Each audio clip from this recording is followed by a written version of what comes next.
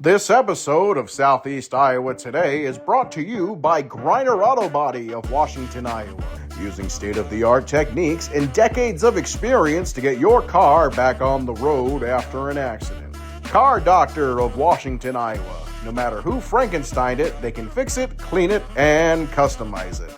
McDonald Boneyard of Keota, Iowa, for all your farm equipment and auto recycling needs. For great food, it's your choice. Your Choice Family Restaurant of Wayland, Iowa. Open Tuesday through Sunday. Come to our cruise-ins this summer on the second Tuesday of the month, June through September. Girling Repair of Winfield, Iowa. If your mower is dead, call Fred, your Husqvarna, Aaron's, and Gravely dealer. Fred also fixes and sells snowblowers.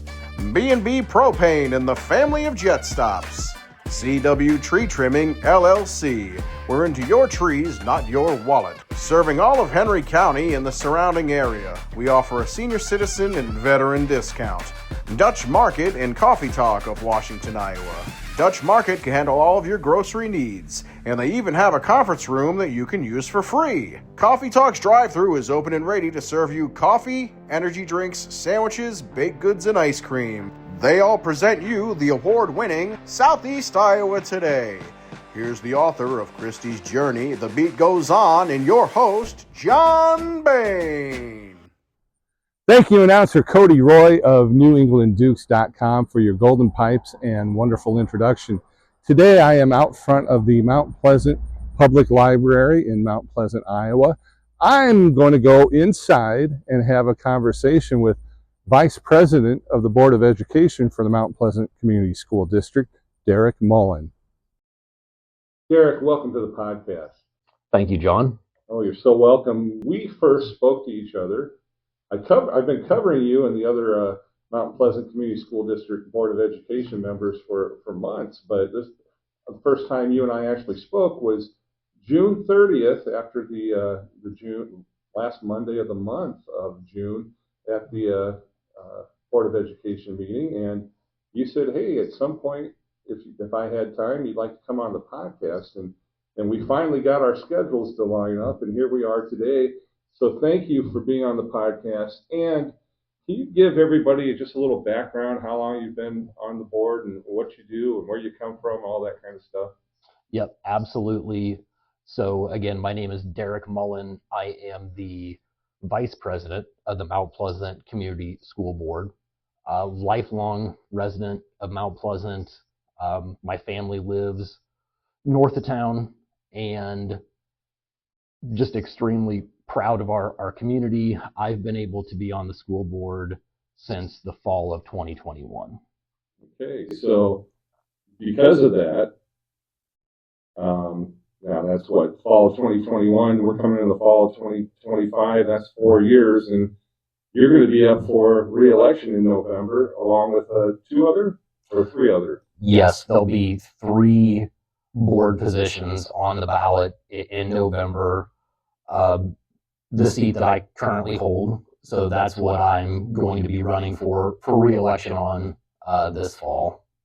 Very good. Well, I want to say to the folks that are watching or listening that if anybody that is a candidate or running for re-election candidate, someone is running against you guys or gals or whoever, and you want to be on the podcast and introduce yourself to the Southeast Iowa Today with John Bain audience, just over Derek's shoulder on the right side right now, you're seeing on the screen my Facebook page for my podcast, and you can reach out to me there and send me a message, and we'll set up an interview. Or if you're not one of those Facebook people, right across Derek there on the bottom is my email address, bainjohnr@gmail.com. And if you're listening, that's BAINJOHNR@gmail.com. Okay, we got all that out of the way.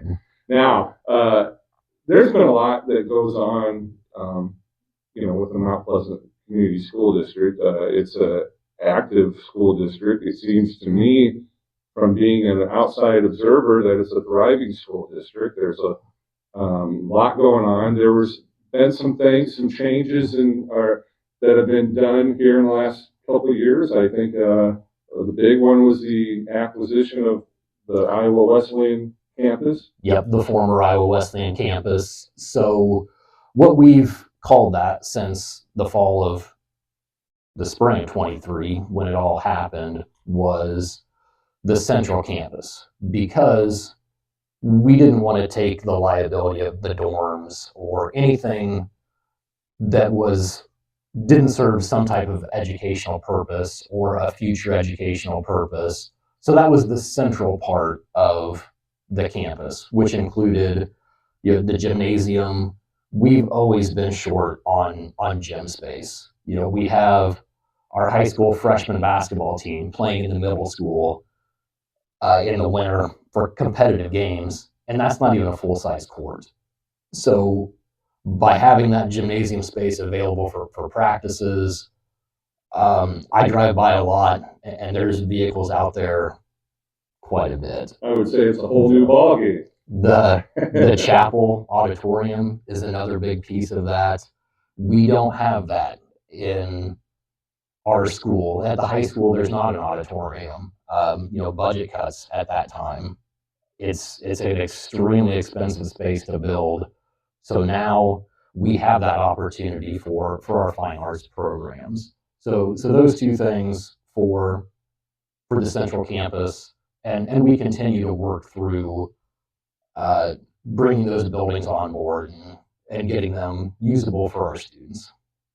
Having things usable for your students is so important. And as you were talking, I was thinking about all the different school districts here in Southeast Iowa and some of the school districts in the Quad Cities that I'm familiar with, and the different opportunities to learn and to experience is so much different from when I graduated from high school back in 1984. I mean, there are just so many opportunities, and you mentioned the arts. There's learning the STEM. All of that is just on such a different level today than it was when I was graduating high school. And that's one of the first things that I tell anybody about the Mount Pleasant School District is the opportunities for the students. I go straight to career and tech education at the high school, especially. I was a big part of that through high school.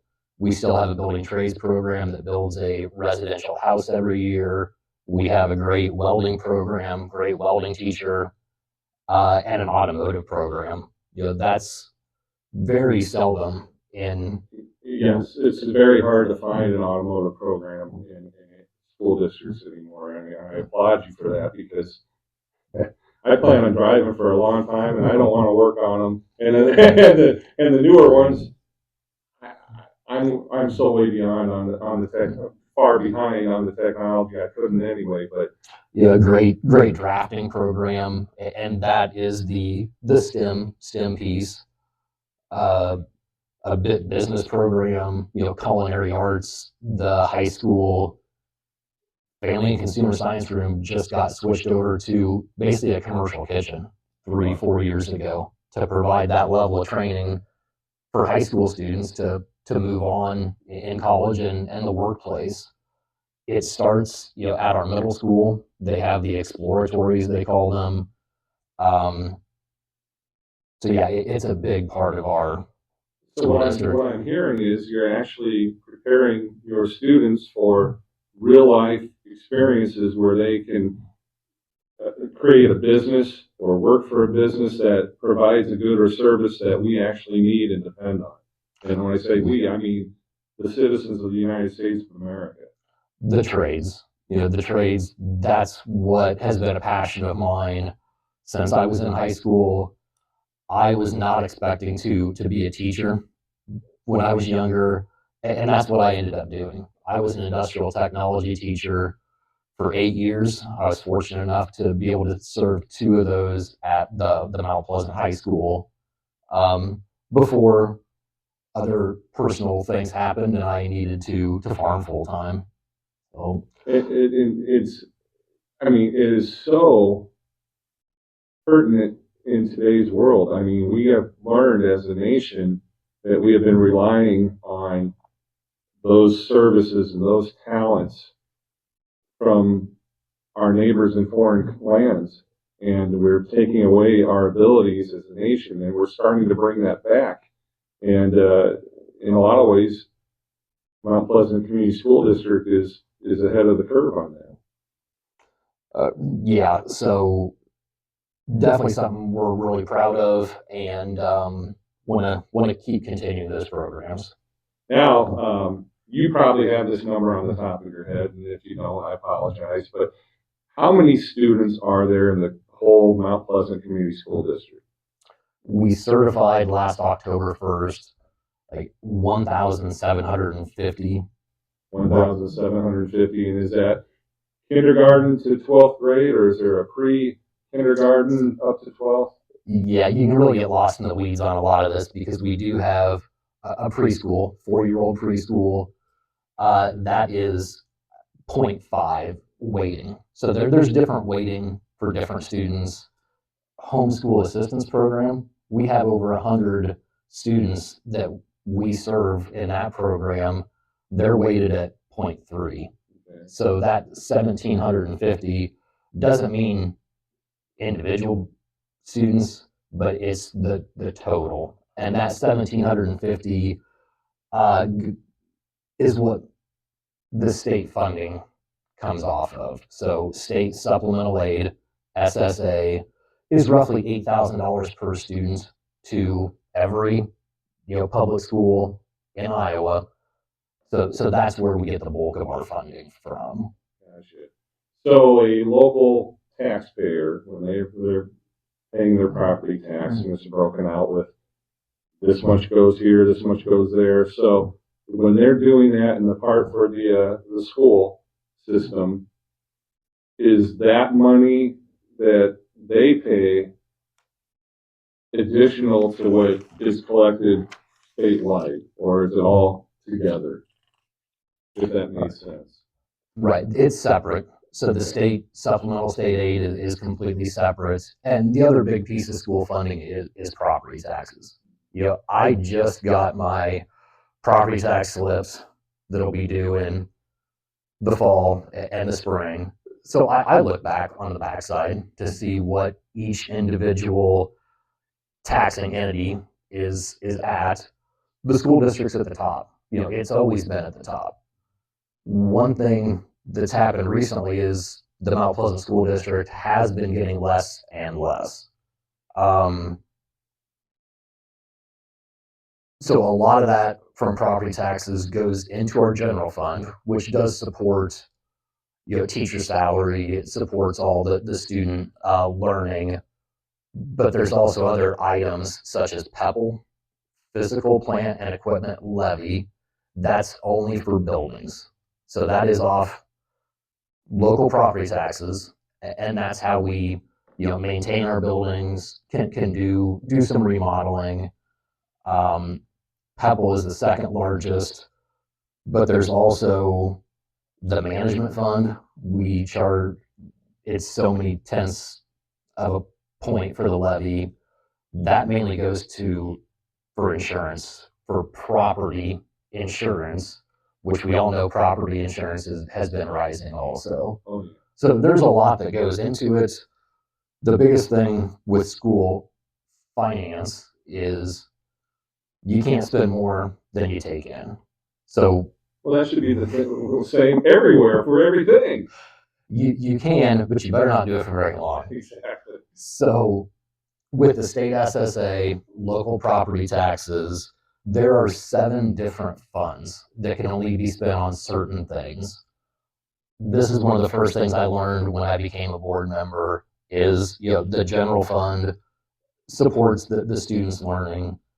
The other big one I haven't talked about yet is capital projects. So there's the SAVE legislation. It's the penny sales tax. This is one of the best things the state of Iowa has done for public education. It's not on property taxpayers. It's on the sales tax of certain things we buy. 1%, and then it gets divvied between every school in the state of Iowa evenly per student. And it's the same thing that PEPL can be used for. So buildings, new construction, if you're a big enough school district, the funds are enough for new construction. The Mount Pleasant School District receives about $2 million per year from the penny sales tax. So that is huge. We also spend about $1 million per year in the summer on projects, concrete, building maintenance. So we want to encourage anybody that's watching this that doesn't live in the state of Iowa, but we want the ones in the state of Iowa to do this too. Come to Iowa, shop, eat at a restaurant, stay at the hotels, spend some money here, and your 1% of that sales tax you pay will help our schools. Exactly, it stays in the state. You can't I can't underscore anymore how important that is and how much we appreciate the folks that do come and spend their money. As I've got friends that live in Illinois. They come over to Iowa and buy their gas because they live right on the border. There's people in Missouri. In Missouri, their gas is pretty close to ours, but Illinois, our Illinois friends, I know they appreciate coming here. I've got a question regarding taxes. You're a taxpayer here in Mount Pleasant. Also on the Board of Education, the VP. When you get your taxes, your tax bill, are you saying, yeah, I think what we're doing for the schools is right, or should it be less, or should it be more? So I value public education. I value education in general. It's something that I keep getting pulled back towards. I thought after high school I'd just go work some type of a job. I ended up going to college, going further at a state university. So these opportunities have been available to me. And that's why when I started this journey of being on the school board, we didn't have an ag program in Mount Pleasant. I didn't have it to go through in the 90s. And that's something that a group of us got together and asked the school board, if we could bring back ag education and the FFA back to Mount Pleasant. We were successful in that, and that program has been going on since 2019.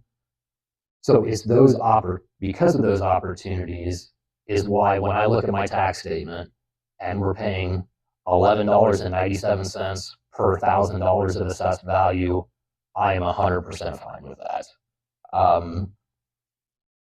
My family with farm ground. I mean, it's farm ground. It's an asset for a business, just like a commercial business in town has to pay that higher property taxes than residential.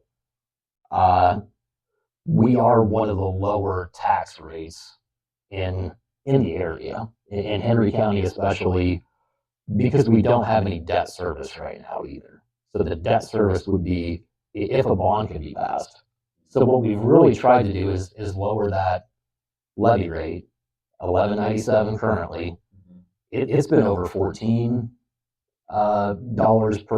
per thousand of assessed value, taxable value. There's all kinds of terminology that I'm not making specific here, Right. but just in general. So if we're looking at building, a new elementary, a bond, we said $2.70 is what would the levy rate.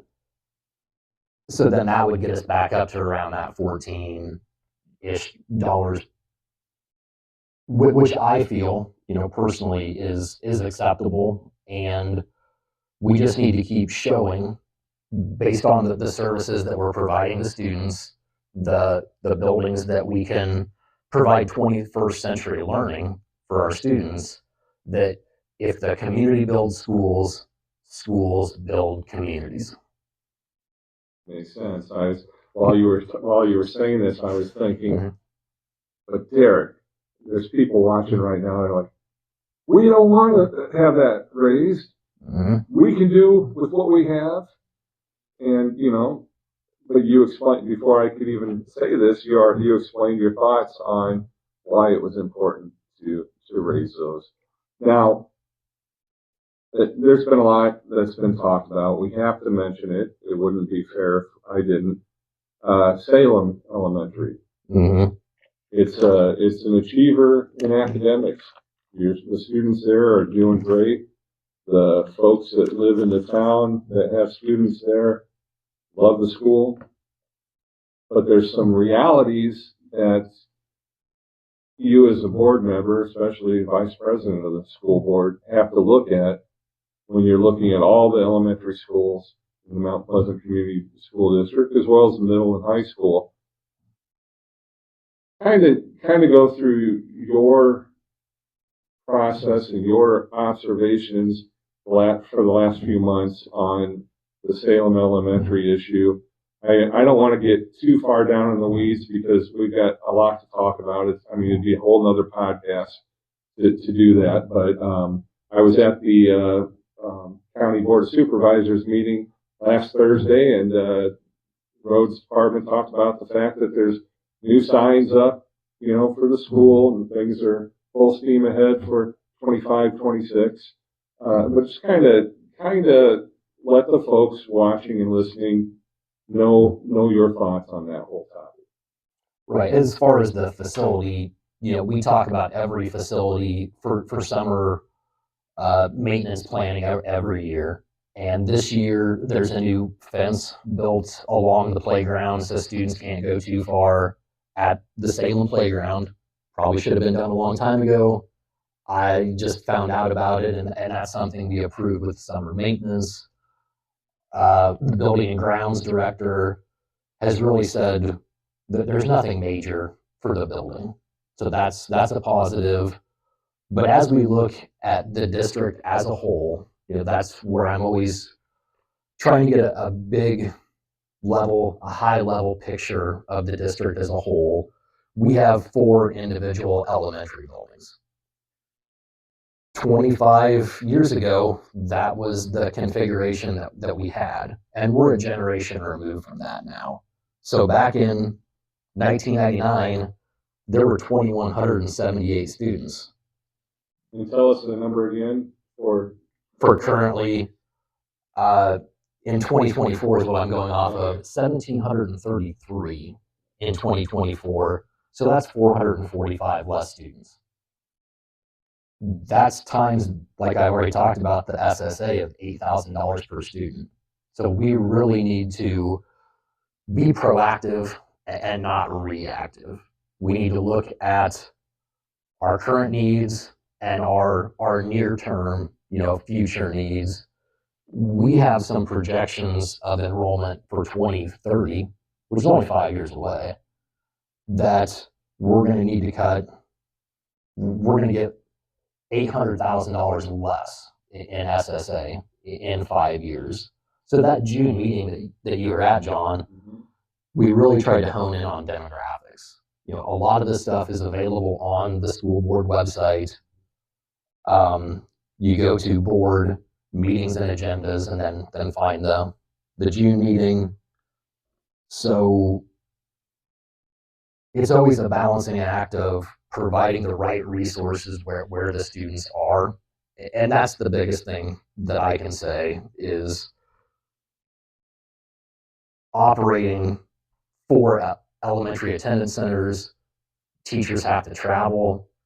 We just had a staff survey at the end of last year too, so that was something I wanted to bring up, that transitioning from the neighborhood schools to the great alike, they talked a lot about collaboration, providing all the students the same quality of education and not 3 or 4 different ones, because even though the teachers thought they were all in the same curriculum, there were differences. So now having the same grade level in one building, they can collaborate more. One change for this year is the teachers per grade level will get 1 hour of collaboration time every single day. So that's going to be huge, for the students. So in a situation like that, how many when you're in a school, how many, let's just pick a grade, how many different fourth grade class homerooms are there?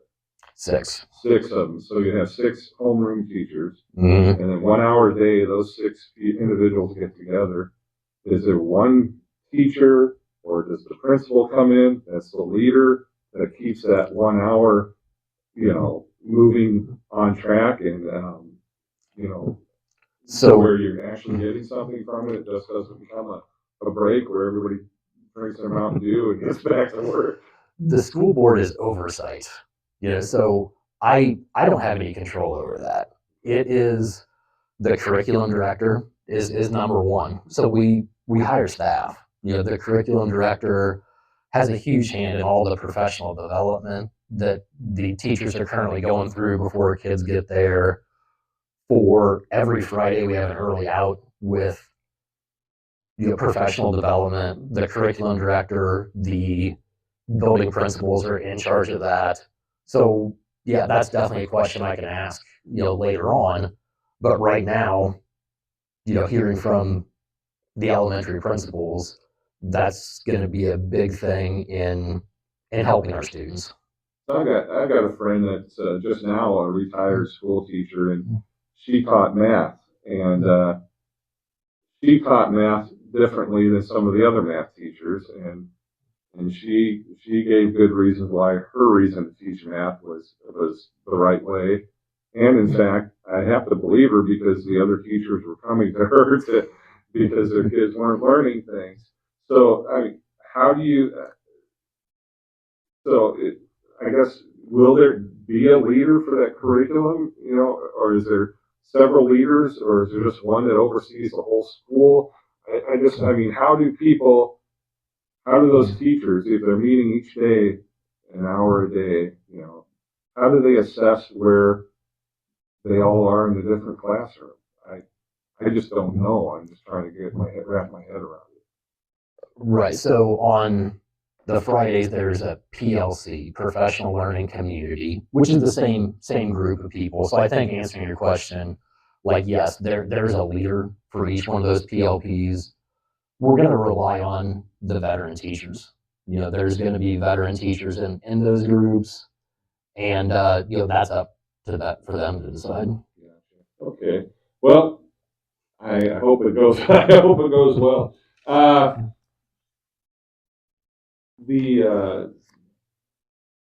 have a question about the board.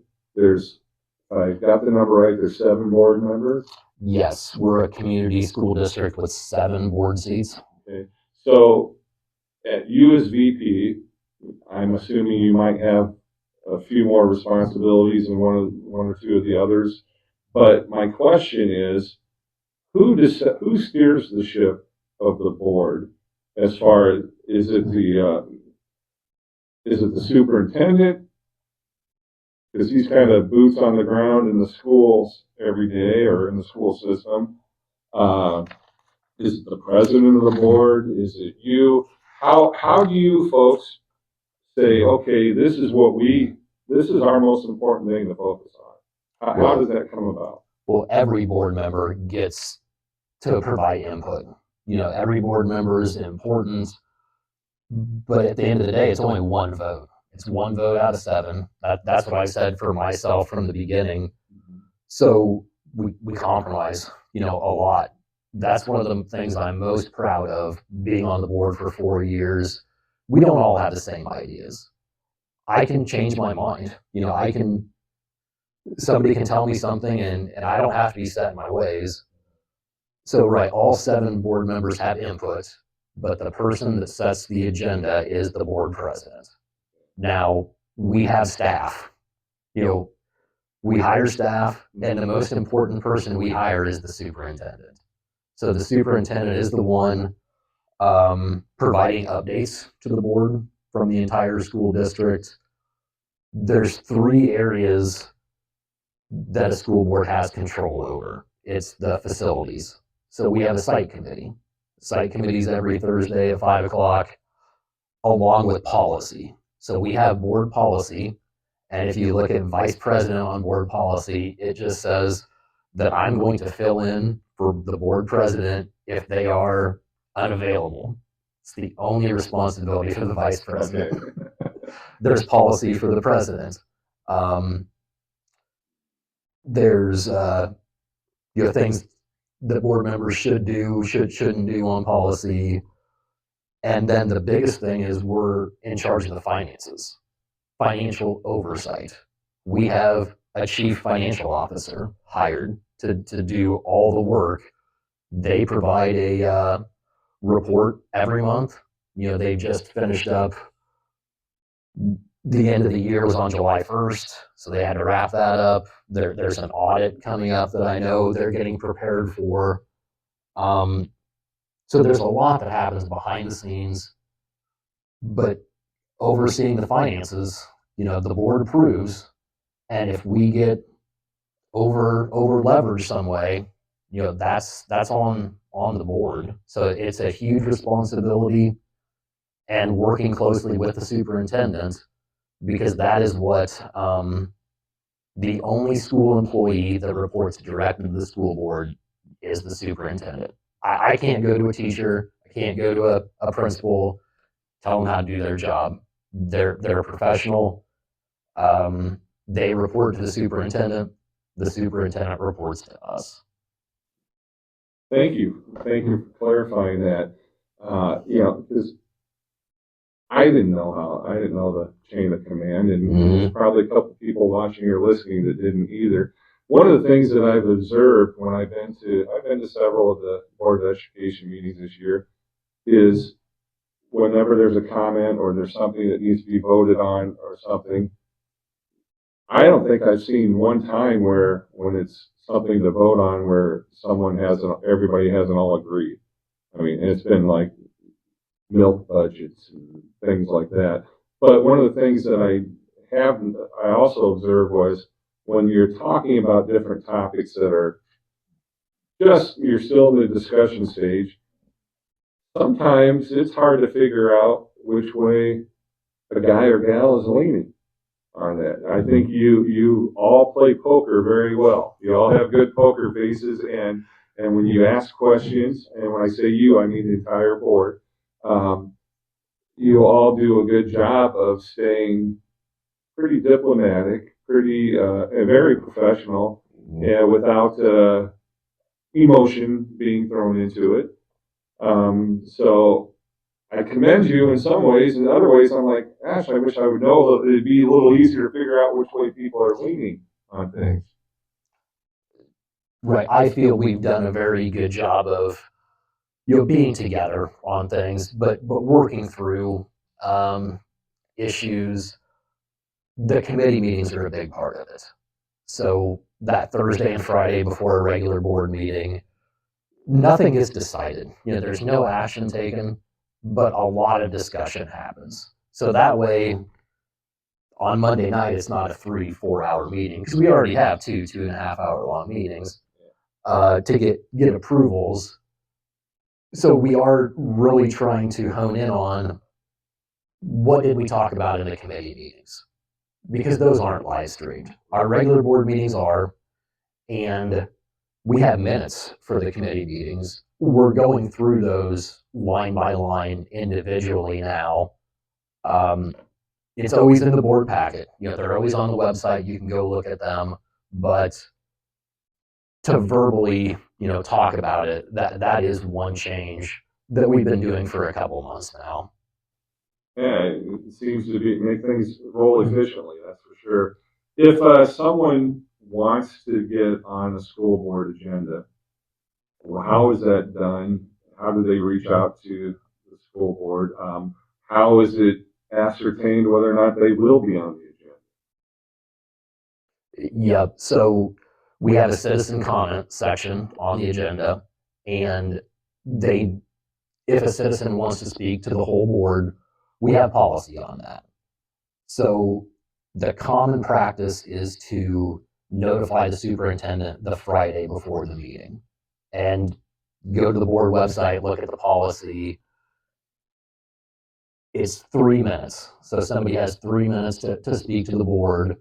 And in my board training that I've been through, you kind of expect it, but it's not discussion with the board. The board, you have 3 minutes in this business meeting to let us know what you think. But there's no discussion with the board on that.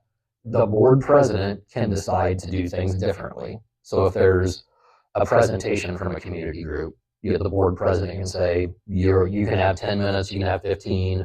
So a lot of these things do get worked out. And the best way to communicate with board members is email. All of our school email is listed on the district website, and that's the main thing I point people towards.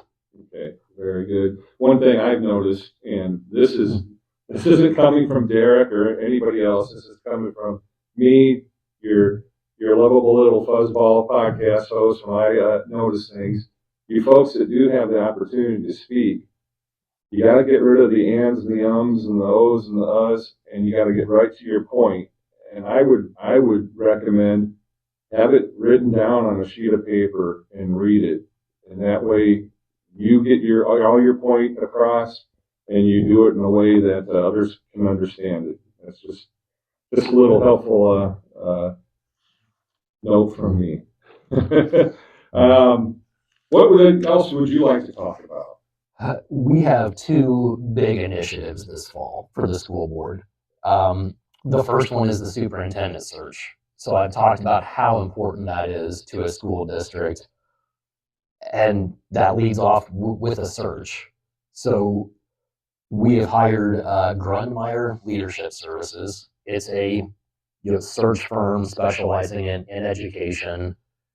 This is extremely common. Basically, any school district is going to use a search firm because we want to get the biggest pool of candidates.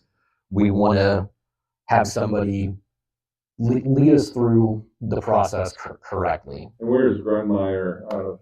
By chance? Des Moines. They're based in Iowa. Okay. Trent Grunmeyer. But there's staff that break up into the different school districts. So we have two people from their company that they're going to help us facilitate this with meetings to come, and they'll be the getting the interviews in, and then the interview process for the superintendent. Do you have a expectation of how many candidates that they will present to you and show you resumes and all that before you whittle it down to 2 or 3 or right? I'm going to be optimistic that there could be 15 or 20, but I need to stay patient and just make sure what actually happens to be realistic. The overall process would be to narrow that larger group down to about 7, probably do Zoom interviews, and then take that number down to 2 or 3 for in-person interviews, for community input. Grunmeyer talked about doing a community survey before we ever get to the interview process of what does Mount Pleasant need, what does Mount Pleasant want. Okay, I got to interject. The last time you guys did a community survey, there was a little controversy, and everything worked for the most part online, as far as I understand. But there were some residents that didn't get their mailed survey in a timely fashion. Have you got that figured out? Well, I didn't want to sidestep, that issue because they said it's a positive they're going to bring towards this process, and right, we're going to let them know what's happened previously and see what they think about facilitating it. See if it'll still be postcards to every mailbox. I don't know yet, and that'll be something that the whole board will need to decide on. Good luck. Oh, exactly. So the superintendent search is one thing, and then we're going to continue facility master planning.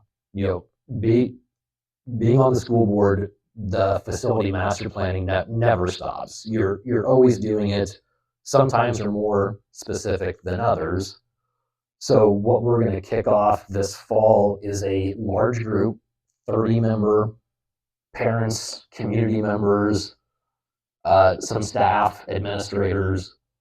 Where do we need to go down the facility path?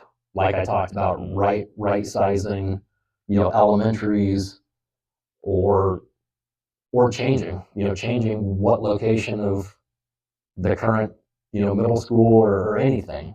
Everything's on the table. So that's going to start in September.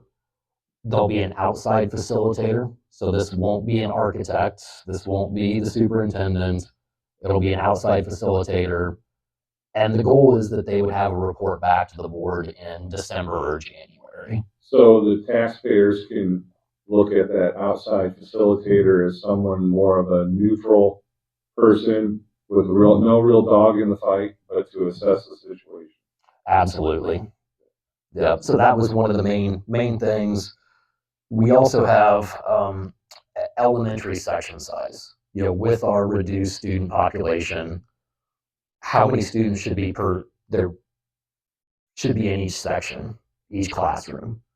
So in July, the curriculum director and John Hendrickson, the superintendent, gave us their recommendation of kindergarten to second grade having 7 sections, which would be about 18 students right now. Grades 3 to 5 would be 6 sections of closer to 20 students. Explain to us what a section is. One classroom, one teacher. Okay.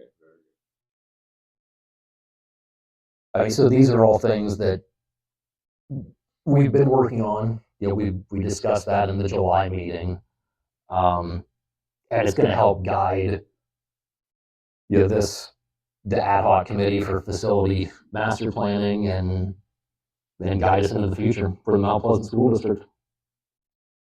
As a member of the Board of Education for Mount Pleasant School District, what is your favorite part of being a member of that? What do you get the most satisfaction out of for being in the role that you are? So I volunteered for a lot of things. My kids, baseball, being a youth coach, a lot of personal things I volunteer for. This has been the single most fulfilling, personally, position that I've volunteered for, and it's because you get to see the results. You're working with teams, the board, to solve problems, and it's for the students. I mean, I talked about the things that the board's in charge of. Almost none of those were students, but we've been able to do some curriculum for the middle school, provide some better facilities for students. That's what I am most proud of, being a board member and visiting schools too. And that's separate from being a board member, but I've spent a full day in my kids' elementary buildings, classrooms, every year that they've been in elementary.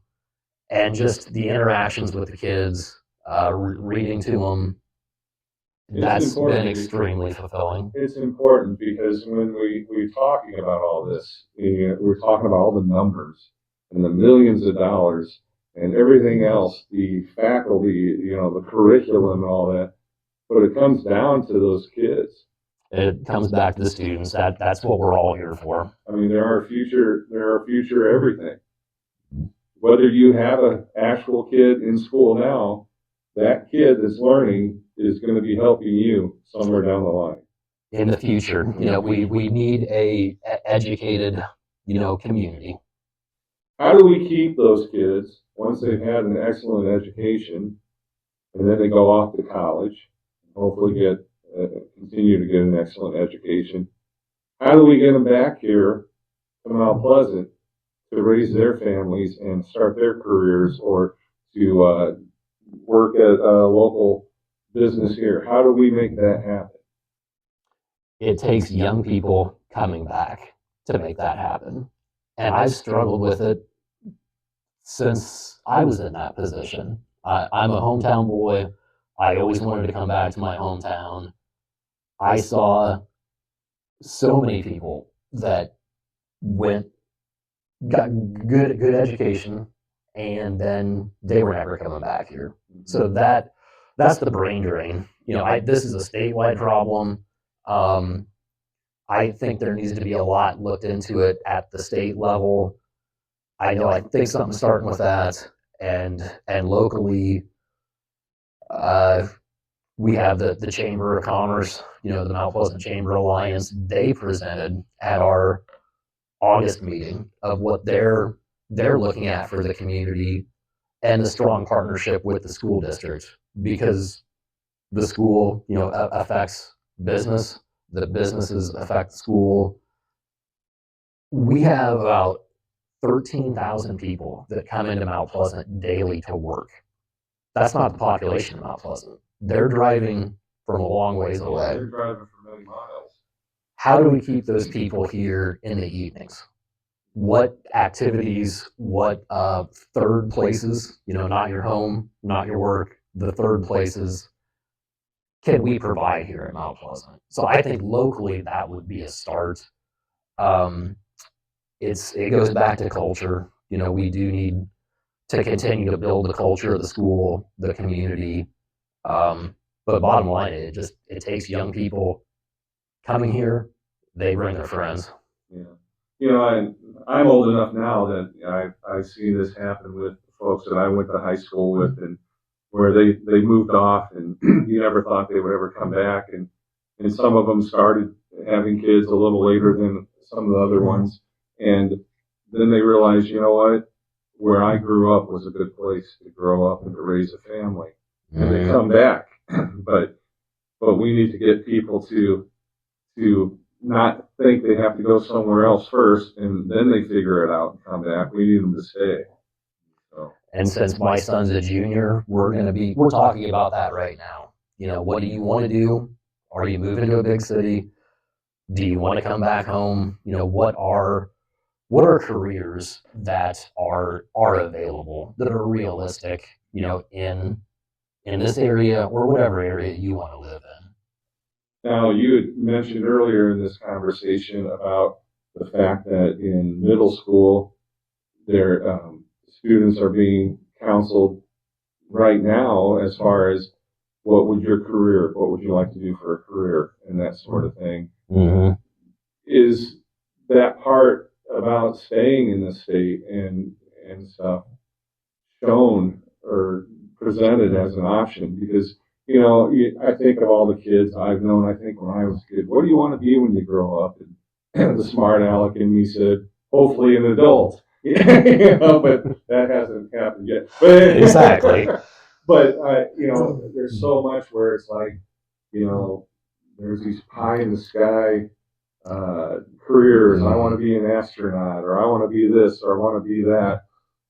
Is there any in those conversations, is there any like real realities of like, sure, this is the best country in the world. You can, if you do whatever you want, you're going to have the best route to your success than any other nation in the world. That's why everybody wants to come here. So is that discussed? So I don't know of any specific programs that we have right now. Definitely something to look into, to expand on. But right, in middle school, there's career exploratory classes that are going to try and give the kids an idea of what's available. Move to the high school. We've already talked about the trades. There's a huge need for trades in this area, so I'm sure that's where they're focusing those kids on. We do have a workplace. It'd be called a workplace class where Tyler Rogers, an administrator at the high school, places students in jobs around Mount Pleasant locally. So there's a lot of students being placed in the community. But as far as something specific, that's a great idea to look into. Good.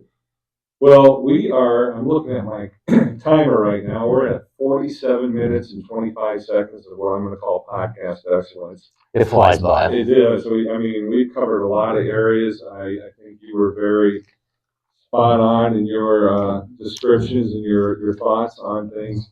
But is there something that you wanted to touch on that I haven't asked you about that later on we will both kick ourselves and say, oh, why didn't I talk about that? Is there something that you want to add? Right. I think we've kind of given you an update on what's happened throughout the summer for the school board. The ad hoc committee is big. Superintendent search is big. Uh, School board elections coming up this fall. So with the school board to highlight, we started kicking off a student spotlight. The meetings kick off with a student spotlight. In August, we had the drum line. So they're getting geared up for the marching band season. So we've had the drum line. We've had people that have done science fair projects. Chorus has sang before the school board meetings. Cool. We had an elementary plus class come talk about the enrichment things that they're doing in the elementary. I think I was there for that meeting. And the biggest learning part of a school board meeting is the instructional reports. So I think this is huge that we've had the Title I reading teachers come in. I know we have a Title I reading program. I don't know everything about it, and they explained a lot. We had the guidance counselors come in. We had the ELL teachers, English language learners. They make up 8% of the Mount Pleasant student population. I knew we had that program. I visited their classrooms where we're trying to find space in these elementaries for classrooms. But having some of that data presented at the school board meeting was eye-opening. So those are some of the highlights that I wanted to give from some recent Mount Pleasant board meetings. Very good. Well, I've got one last question for you. You're a parent. Parents are watching this. What's the one bit of advice you would give to parents watching this to have their children prepared for the start of school? Oh, wow. Because my kid's not going to bed on time right now. So let's get our kids to bed on time. Have a good breakfast in the mornings. It's only 3 days before Old Threshers. This is the benefit of Mount Pleasant. We have come to school on Monday, have the students come early out on Wednesday for the Old Threshers parade, and then you don't have to come back until Tuesday after Labor Day. So let's have a good kickoff to the school year and be proud, be Panthers. All right, go Panthers. I wish you a great school year, Derek, and I wish all the listening and viewing audience the same. Thank you, John. Thanks to Derek Mullin for being on the program today and getting us up to speed on everything Mount Pleasant Community School District Board of Education. And good luck to everybody on the start of a new school year. Thank you for watching. And before I thank my sponsors, I want to remind you to give this episode a like, follow and subscribe. It's free, and I thank you so much for that, and I appreciate it. Thank you to my sponsors, Griner Auto Body, Car Doctor, McDonald Boneyard, Your Choice Family Restaurant, Girling Repair, B&B Propane, and the family of Jet Stops, CW Tree Trimming LLC, Dutch Market, and Coffee Talk. I'm your host, John Bain. Stay friendly, Southeast Iowa.